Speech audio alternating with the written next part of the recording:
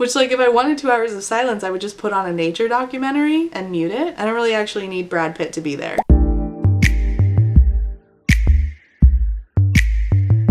Hi, my name is Rachel, and today we're talking about Ad Astra, which is the weirdest sci-fi movie I've ever watched in my entire life. And I've seen some stuff. I grew up watching sci-fi with my dad, like the Sci-Fi Channel. I'm going to review this weird freaking movie, and then I'm going to recommend a book on what you should read instead of watching this. Unless you like movies that waste your time. This movie, speaking of, was commissioned by Jules. Jules felt like it was a time waster too. Hi Jules, sorry this is so late. Ad Astra is a 2019 movie starring Brad Pitt, and actually this movie stars a lot of people. The cast is absolutely stacked. When I saw the cast, I was so excited. Boy, was I wrong! Clear to me that I cannot trust James Gray, the director. He makes these like very visually pretty movies that have great actors in them, but leave me feeling so hollow. He did this other movie with another stacked cast about this guy and his son who like go off to explore. That movie also left me feeling so unsatisfied and hollow. I did not like it. Anyway, Ad Astra, our main character is Roy McBride. He's an astronaut with daddy issues. I do what I do because of my dad. He was a hero.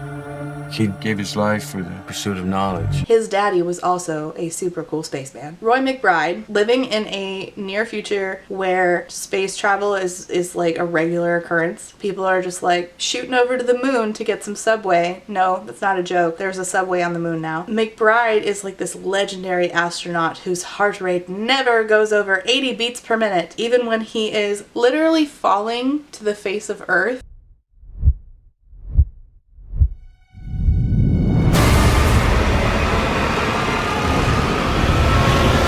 Because of something gone wrong while he was working up in space. And this something that went wrong was because of a power surge. So Roy works for this government agency in charge of space exploration. Buzz Lightyear to Star Command. Come in, Star Command. And they tell him, hey Roy, so the source of the power surge is actually a thing that you might have heard of. It's the Lima Project. You know, that thing that your dad left on and never came back. Remember that one, Roy? So the objective for the Lima Project that Roy's dad, who's Tommy Lee fucking Jones, by the way. As I said, this cast was stacked and I'm so disappointed. I just feel like Tommy Lee Jones deserved better. Tommy Lee Jones, Roy's daddy, went to space looking for aliens, intelligent life. They wanted to go like the farthest that they could fucking go. To infinity and beyond! And look for intelligent life. And this mission, the Lima Project, was captained by H. Clifford McBride, which is the most astronaut-y name to ever astronaut name. Roy and a lot of other people assumed that his dad was dead, that Clifford McBride was dead. But now he realizes that his dad could be alive and could be behind power surges that are causing, like, basically like doing like terrorist attacks. He's causing power surges that are like complete loss of life. Roy is sent to Mars to try to communicate with his daddy. I don't understand why Mars. I don't understand hardly any of this because science right over my fucking head, okay? He's sent to Mars. They put him in this room where he sends a message to his daddy. Would like all information about attempts that you are making to ameliorate the situation. Before he even goes to Mars, he goes to the moon where there's a fucking subway. You can just go to the moon, grab yourself a mediocre sandwich and, you know, skedaddle. All the hopes we ever had for space travel, covered up by drink stands and t-shirt vendors. We are world eaters. If my dad could see this now, he'd tear it all down. Because we're out here just like colonizing space. Like we've got the moon, we've got Mars. Just like in that other movie, The Lost City of Z, just like in that other movie by this director, it's like, it's about the journey. That's like the theme, right? Unfortunately, if this is what the director thinks is a good execution of theme, we are in disagreement. In fact, I don't think it's a good execution of any theme, whether that be journey, whether that be masculinity, which I'll get to. Before I tell you the rest of like what happened, I'll just tell you what happened. Okay, he goes to the moon. There's space pirates. Position. Possible pirate activity. And I got a couple of VIPs with me. Roger. Moving to flying cube. South. Here we go again. Fighting over resources. Pirates. Possibly looking for valuables. We'll send ballistic support ASAP. What the hell am I doing here? He's supposed to go with Donald Sutherland, who worked with his dad, but Donald Sutherland like is only there for like a scene and then doesn't end up making the journey with him. It's very odd. We have to hold out the possibility that your father may be hiding from us. He goes to the moon. They're attacked by space pirates. I don't even remember the relevance of this because there was none. And of course, Roy's heart rate always maintains below 80 beats per minute. And I'm like, I really don't care. Like, I could actually use some humanity from Roy. You're like left to pick up the clues of like Roy's life, which was he has daddy issues. He was raised by his mom, who's dead now. He had a wife who he basically ignored. But you never actually hear from Roy very much. He is very silent and stoic throughout the entire movie. And there is a lot of slow motion for no reason. And I get that it's space, but I actually don't need slow motion. I actually need emotion. I need you to have some feelings and a conversation about them because I'm bored. He goes to the moon and then he goes to Mars on this flight with a bunch of people. And they get to Mars and there's like a lot of like slow motion walking for no fucking reason.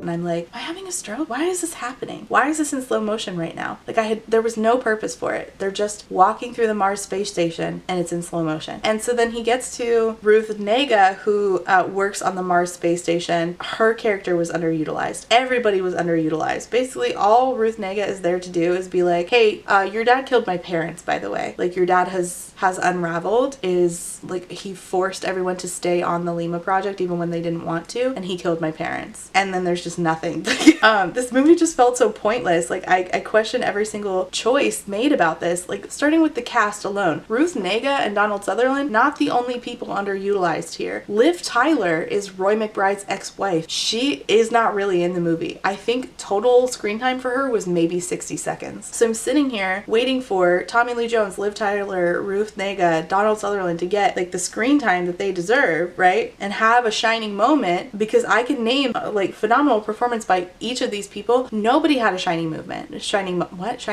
in this movie at all. Even Brad Pitt, the main character. This was so disappointing. But most of all, I was disappointed in how we could have had a conversation on toxic masculinity here, but instead we just wasted a bunch of time and had a lot of silence and slow motion scenes substituted in for necessary conversations. Like, if you just wanted to make a documentary about how you think space is cool, Mr. Gray, just like do that.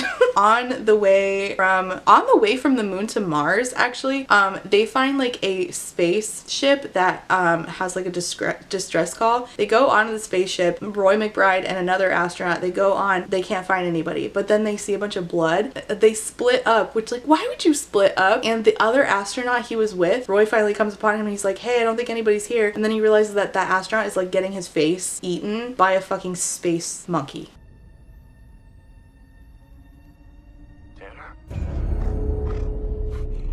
I don't know. My guess is as good as yours. Anyway, he gets away from Space Monkey and he tries to bring the guy back, but they couldn't save him. Then they get to Mars. He sends that message to his dad twice, and it seems like they got a message back, but they won't confirm or deny it. They won't tell him what the message is back from Clifford McBride. And they're like, well, we don't need you anymore. Bye. And then he starts to no longer have like incredible stoic control of his emotions, like minorly, and suddenly he's of no use to them anymore. I'm like, what?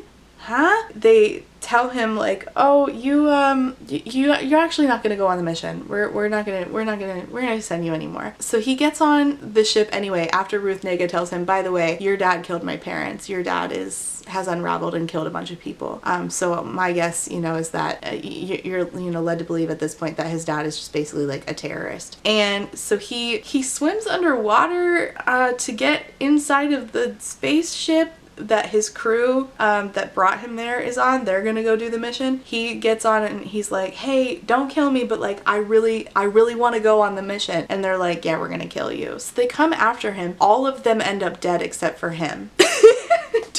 And he's like, by the way, he says back to Star Command or whatever, hey, Star Command, I will take responsibility for that. Everybody's dead. I'm so sorry. But yeah, I'm gonna go see my daddy. And so he takes this flight to Neptune where his dad is. And on the way, he starts to unravel himself. So we're having, again, a lot of these like slow motion panning back or like zooming in moments of just like silence, or there's whispering and there's not really anything going on.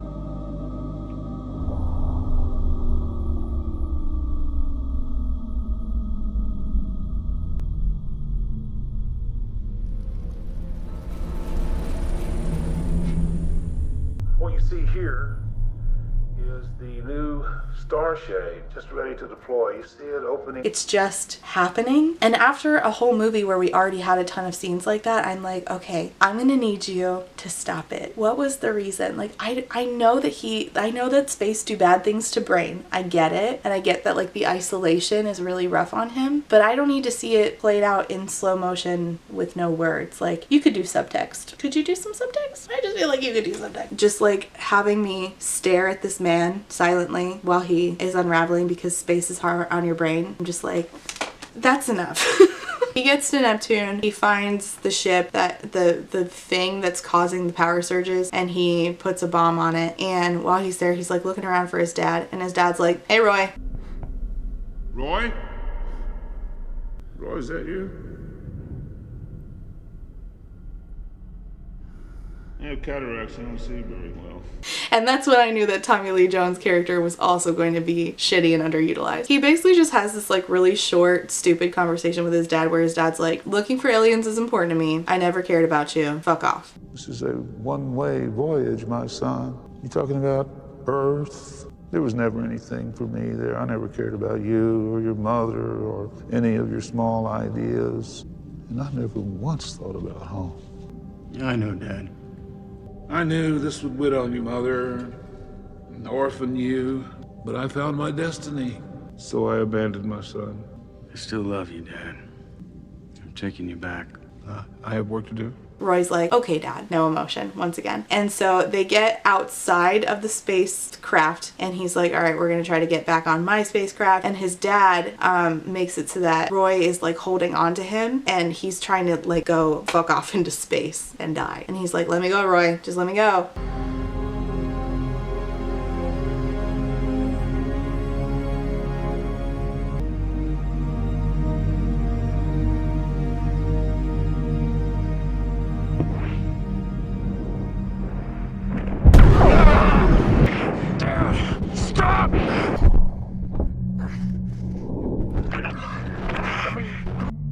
Roy, let me go. Let me go, Roy. Dad. Let me go, Roy. Unhook me. Unhook me, son.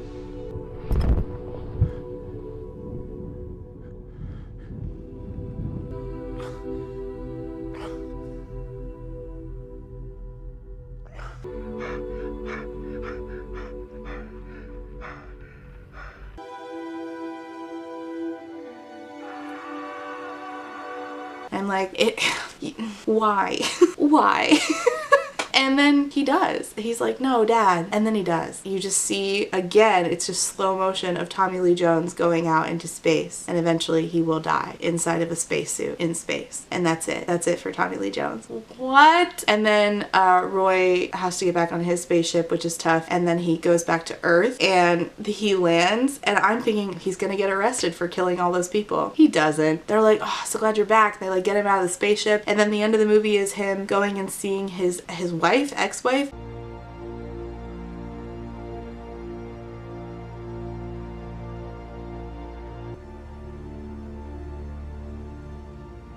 And I will share their burdens.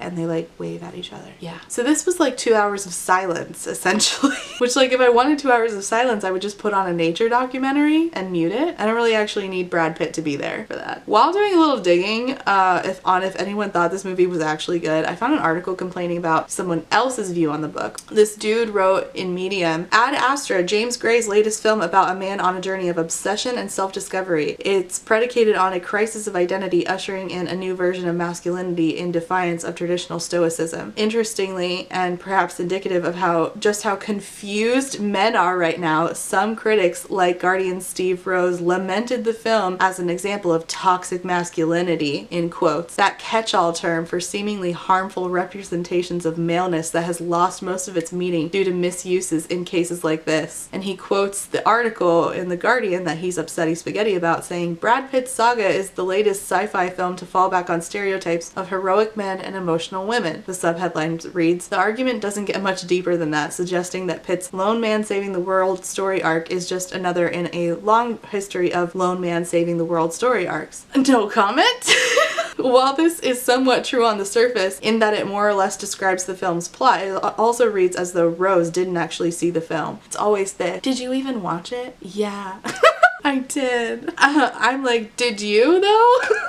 Also, did you do any research on what toxic masculinity is? Because it's not a catch-all term. Like, I think that a lot of people love to use catch-all terms now in a way that really bothers me. Like, I hate how white people have co-opted and changed the meanings of words like critical race theory, woke, and cancellation, which are all terms for like anything they're uncomfortable with. Which is why I recently yelled at Shannon Rodriguez at the Hernando County School Board meeting. Bitch, if you heard me in the crowd say to you saying I don't want wokeness in schools, if you heard somebody say define woke, that was me, and you can eat me. I can very easily, unlike Shannon Rodriguez to the word woke, and unlike this guy to the word toxic masculinity, I can easily define what toxic masculinity is off the top of my head, and it's not just a bunch of stuff that men do that makes me uncomfy. I actually agree that this movie does play into stereotypes surrounding toxic masculinity, and I can explain how. And I feel like if this dude had talked to one woman about the movie, he would have understood. First of all, defining toxic masculinity is very simple. Toxic masculinity refers to a specific kind of masculinity. It is not saying that all masculinity is toxic. It is a type of masculinity that is seen as the pinnacle of manliness, the pinnacle of what it means to be human, actually. It's a cultural ideology that many subscribe to, including women. It is written about extensively by Bell Hooks in her books The Will to Change and We Real Cool. It was a term coined in the 1980s by a man to describe his very strict military father who was an authoritarian in their home. Toxic masculinity can be defined as a type of masculinity seen as, again, the pinnacle of manliness, and it describes like a socially constructed set of ideas around masculinity, behaviors that men feel that themselves and other men need to subscribe to in order to be a real man. What are these behaviors? So stoicism is one, also competitiveness, dominance, aggression, physical prowess, lack of emotional intelligence, in which the only emotion that is valued is anger but not empathy. Empathy is not valued at all. Shepard Bliss, who coined the term, the guy who coined the term, also said that toxic masculinity inherently comes with misogyny and homophobia because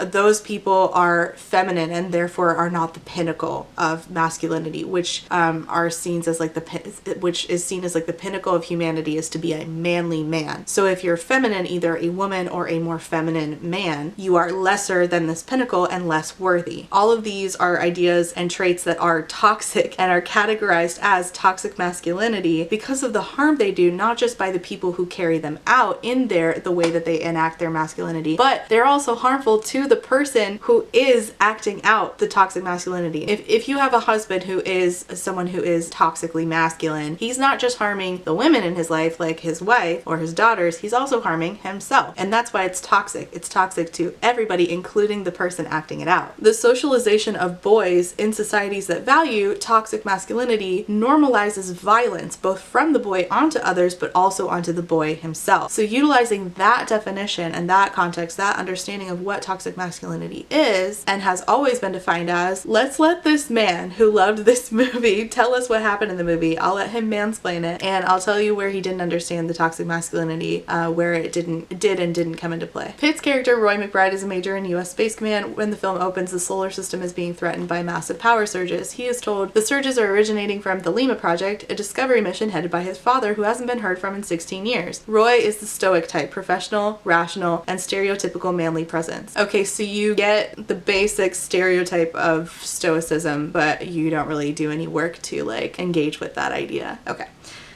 He is seemingly remarkably detached from his emotions. Is it remarkable? Or is it how many men aspire to be? Is it remarkable, or is it what men hope they can become? Like, is it something to aspire to? See, that's the problem.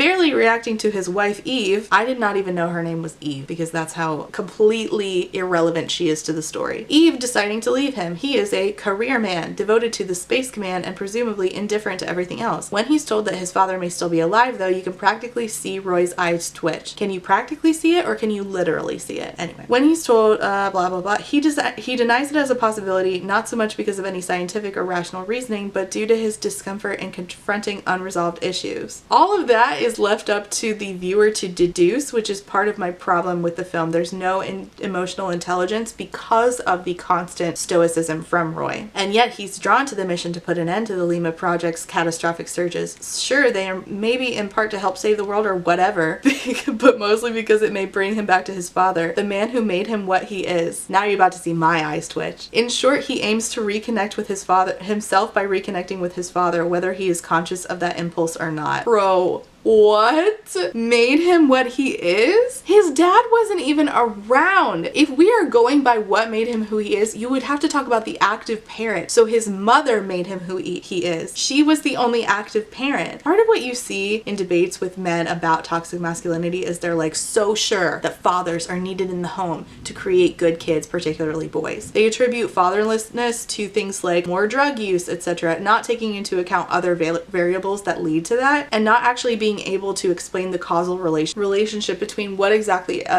is it about a dad existing in the home that leads to less drug use that a mom does not have. Like they're just like, well, dad's not there and drugs are being used, so therefore these two things have to do with each other. You have to explain that causal relationship, but they don't because it feeds into what they already believe. We need masculine men. So I need to read this and have him be like, Roy is who he is because of his dad. My guy, my brother in Christ, bro, Roy is who he is because he wanted to fill a void in his life left by his dad. His mom never comes up, and society probably told him you are less worthy because you did not have a dad. So he needed to fill that void, and he is broken because of society's treatment of him and his father's treatment of him. We never see his mother. This valuing of an absent dad over a present mom, let's let him continue. Ad Astra is one of the many projects in recent years to deal with the crises of masculinity, reflected in an increased awareness of how important emotional intelligence is to the issues caused by historical expectations surrounding the idea of manliness. Men are being asked, some for the first time, to be in touch with their emotions in order to, well, make society a better place. As Welch says later in his editor's letter, before you can feel what others are feeling, you must be in touch with how you feel. In other words, you have to have empathy for yourself. And then you can turn that hard-won superpower outward and do unto others as you would have them do unto you. It's only natural for our art to reflect this concern, and you can find notes of it in everything from the ego-driven failures of Adam Driver's character or husband in The Marriage Story to, yes, Joaquin Phoenix's portrayal of an abused loner comedian in The Joker. Abused loner comedian is a choice in how to describe Joaquin Phoenix's Joker. By portraying maladjusted men struggling to come to terms with their place in the world and the emotions that drive them, some of these films can be misunderstood as simply endorsing their characters' toxic behaviors. On the contrary, I see these characters as thoughtful and evocative expressions of this anxiety, each one an acknowledgement of the power that the cult of masculinity has on anyone raised as male. You are so close, yet so far. Damn it! Why do men love the Joker? Like, if you survey men, what do you think their answer is going to be? I don't feel like I need to go any further there. One of the most touching moments of the year in cinema for me remains when, in Once Upon a Time in Hollywood, Leonardo DiCaprio's character, after dealing with fear of performing well, breaks down into tears on the set of a Western TV show when a younger actress praises his work. It's funny on some level to see Leo tear up, but more than anything, it's a genuinely moving representation of a man facing not only his waning relevance, but also his perception of a masculine ideal. I have not seen that movie, but if it's anything like Ad Astra, then these conversations don't actually happen on screen. The viewer is given silence, and you're meant to, I don't know, either like project your own meaning onto it or guess. That's not media that's having valuable conversations around emotional intelligence. I'm glad that men are crying on screen, good, but like that's not even the bare minimum that we need in order for media to start having necessary conversations about toxic masculinity and its being valued and depicted in media, both historically and presently. I think another Leonardo DiCaprio movie actually that did a good job to showcase these depictions around emotion in men was Don't Look Up, where Jennifer Lawrence's character was shat on for having an emotional response to the fact that the world was ending, while Leo's character was heralded for being cool and chill. But when he finally had the same normal human response and was not stoic anymore, he was not loved anymore. He still, though, was not as shat on as Jennifer Lawrence's character, and I think that that stark contrast was so important to what the movie was trying to convey, because it was because she was a woman that she got shat on so deeply in a way that his character never did. While a film like Joker plays with enough vague notions of masculinity and identity that seemingly any ideology can be mapped onto it, yeah, and what's the most common one that gets mapped onto it, my guy? Riddler me that. It's a DC Comics joke. The real impact of Ad Astra has to do with its lessons about accepting the pain in your life, even the depression and anxiety, and learning how to share it with others. It may feel counterintuitive, but Ad Astra shows how burdening others with your pain can be the path to personal and collective growth. Roy's problem is that he holds in his emotion and doesn't or can't confront them. Finally, after finding his father near the end of the film, he realizes that his inability to connect with his emotions held him back from connecting with those he cares about, particularly his wife. His father is incredibly cruel, even indifferent, having lost his mind in many ways, but remaining lucid enough to belittle Roy. It confirms for Roy that the emotional hang-ups his father left behind have been corrosive and harmful to his own psyche and by extension to those around him. None of this is stated in the movie. This is the viewer's, and this is this particular viewer's interpretation of it. In other words, his renewed optimism at the end of the I'm sorry. His renewed optimism at the end of the film, his decision to keep going, to fight against the feelings of abandonment and cynicism, and even to connect with his wife, comes from the implication that humanity is alone in the universe and that we therefore must be open and vulnerable with each other. Nobody gains anything by keeping it all in, by not sharing, by being a man and an island. Sometimes you have to travel to Neptune and save the world to figure that out. Hopefully, Ad Astra suggests it won't be as daunting for the rest of us. My guy.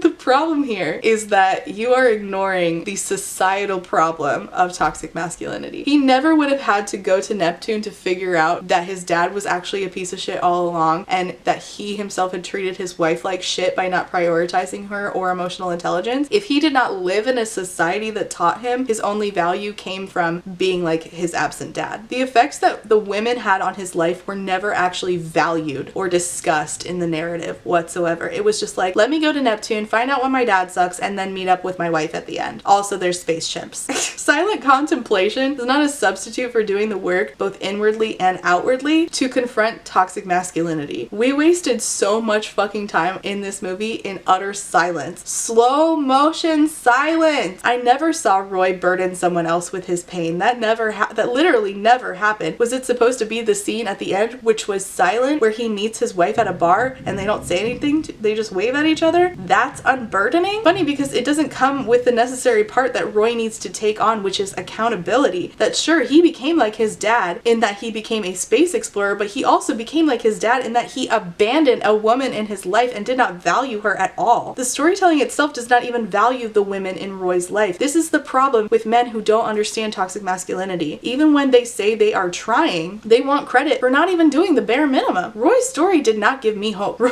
was lucky his wife even wanted to meet up with him. And honestly, if the movie had ended with her just dropping his stuff off to him at that bar and leaving, that would have made complete sense to me. Flying to Neptune and realizing your dad is a piece of shit is not a substitute for accountability and doing the work to undo how you ended up there in the first place. How this story could have been fixed was to actually have conversations surrounding toxic masculinity instead of promoting it mostly, except maybe sort of at the end when it said, hey, maybe just do just below the bare minimum, not seeing Roy as an island. The way that you act out your masculinity has an effect on other people, and just because you decide, I've decided this doesn't work for me anymore, does not mean you don't get to not take accountability for all the pain you caused by being toxic. Like, sure, you can choose to fix what that toxicity did to you for your own benefit, but you have enacted a type of masculinity that has been toxic for the people around you too. That doesn't give me hope that he did not take any accountability for that. In his drive to be a manly spaceman like his dad, the women in his life became meaningless. The effects that he had on them were meaningless. That's That's shitty. The way to fix this is to value women, value the women's contributions to how Roy became who he was. Even if that means that his mom, like Bell Hooks talks about, women can also perpetuate toxic masculinity. So if his mom was also a part of that, show that. If she wasn't, show that. This is not how we talk about toxic masculinity and dismantle it. Value Ruth Nega's character. Have conversations surrounding how her parents were also crucial and how she ended up where she was. But the actions of Roy's dad were toxic and detrimental to her as well. Have a conversation about how you can still be emotional and get the job done. Emotions are entirely normal human experiences, and emotional regulation is a skill. Emotional intelligence helps us understand ourselves and each other, and Roy's dad, if he had found aliens, likely would have benefited from emotional intelligence. Roy could have had a conversation with his dad where he explains this. Honestly, any conversation would have been great, but Roy, being Roy, is stoic and silent throughout this entire movie. I think this movie is loved by certain men because it doesn't make them uncomfortable. If you want to have a conversation about toxic masculinity, you're gonna have to get real cool with being uncomfortable real fast. Visually stunning scenes full of like sci-fi stuff that we all like is not gonna do that. I think a better version of dude has daddy issues in space is Defy the Stars by Claudia Gray, which I read the first and second books of. We actually have two main characters. One is a woman named Noemi, and who's a human, and one is Abel, who is a machine. He's been abandoned in space for years. He's alone. He's this advanced programmed AI, but he's begun to evolve. He only wants to protect his creator, who is basically his father, and to be free of this, he's stuck inside a spaceship. So to the people of Genesis, Noemi's planet, he is seen as an abomination. So when Noemi comes across him in space, they are enemies, but they are forced to work together, embarking on a journey, and they're forced to question everything that they thought was true. And Noemi looks at Abel not initially as a human, but then slowly comes to see him as a human. Abel is influenced by his absent father, his creator, who he sees as a father, but he learns to become human throughout his interactions with Noemi and other humans who actually give a shit about him. And I think this was sort of like an allegory for like manliness, how like masculinity, it is seen as the pinnacle of humanity, but what it really is not acting like a human at all. It's denying your very natural human experiences to become something that is harmful to you. Throughout these interactions with humans who actually give a shit about him, Abel becomes more and more human. Who he was programmed to be does not have to be who he is. Who his father created him to be does not have to be who he is. And Noemi and him go on this journey where they learn this together. You see this through necessary, painful conversations, not through silence that you ascribe your own meaning onto. So if you're looking for daddy issues in space, try Defy the Stars by Claudia Gray, not Ad Astra. Also, I really like the audiobooks for the Defy the Stars series. I feel like they're really well done. My one complaint about them is that sometimes the dude narrator and the woman narrator don't have the same voice for certain side characters, so I have to remind myself who's who. Other than that, I think it's a really good series. Let me know down below what your favorite book about daddy issues is, or your favorite book about toxic masculinity. Okay, thanks for watching. If you watched Ad Astra, I'm sorry.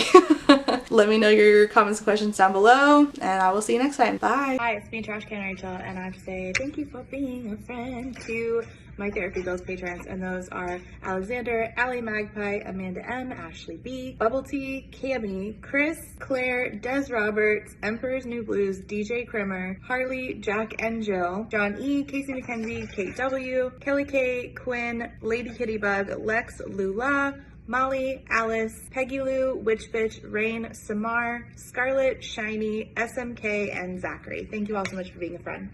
And before I go, I have to say thank you for being a friend to my Potato Starch Marxist patrons, and those are AM Angel, Aiden, Alicia, Amanda B, Andy, Angelica, Anita, Artie the Ninth, Ashley H, Aubrey P, Ava, BB, Beck, Blythe, Bookish Barbie, Ray, Bree, Brenda, Bryn, Caitlin, Carlin, Catherine, Kathy, Chris, CJ, Colleen, Corwin, Corey, Darren, Deborah, Diet Goth, Dorian, Dorothea, Ebby, Eden, Elise, Ember, Emily A, Emily L, Grace, Gracie, Hannah C, Hannah T, Harpy Kuro, Hello There Darlin, Ilianaka, India Inks, JM Tennant, Jackal All Trades, Jay is on Olympus, JT, Jen with two N's, Jennifer T, Jenny G, Jillian, Jules, Kaylee, Kat, Katya, Kiala, Kendra, Kylie, Laughing Cat Nat Dog, Laura, Lauren B, Library of Scars, Lisa B, Liz Cardigan, Luna Moth, Lustful Octopus, Martin, Maddie, Marquita, Maz, Malara, Meow Meow, James, Nat, Natalie, Never, Nicole G, Nicole R, Nicole T, Nikki, Nyan Binary, Paige E, Paige P, Foxglove, Pixel Stars, Pierre Raytheon, Quill, Rachel B, Raquel, Rat Sarah, Reba, Rebecca, Ren, Robin, Rowan, Other Rowan, Secoria, Samantha M, Sarah H, Sarah K, Sarah the Bear, Scarlett, Shanae, Shannon, Shayna, Sheena K, Sean, Sierra, Stephanie, Talia, Three Old Dogs, Toast,